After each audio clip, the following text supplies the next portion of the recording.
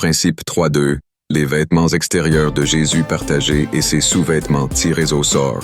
Dans Jean 19:24, les soldats se diront entre eux, « Ne le déchirons pas, mais tirons au sort pour savoir à qui il appartiendra. » C'est là accomplissait l'Écriture. Ils se sont partagés mes vêtements, ils ont tiré au sort ma tunique.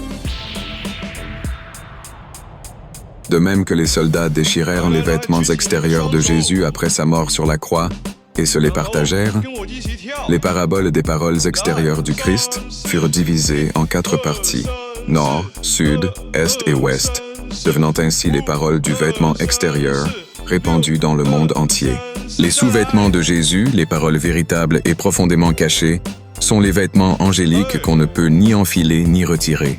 Ce vêtement entier, c'est-à-dire la parole complète, intacte et indivisible, est l'évangile de l'eschatologie, caché et dissimulé depuis la Genèse, possédé seulement par ceux qui tirèrent au sort. Les paraboles, dont la compréhension est partielle, sont comme des vêtements extérieurs. Le vêtement extérieur fut déchiré en 4 morceaux, donnant naissance à de nombreuses confessions. Or, le sous-vêtement de Jésus, la parole de vérité, est un vêtement unique et indissoluble. Il est de la manne cachée et préservée, choisi par le sort, la parole de vérité.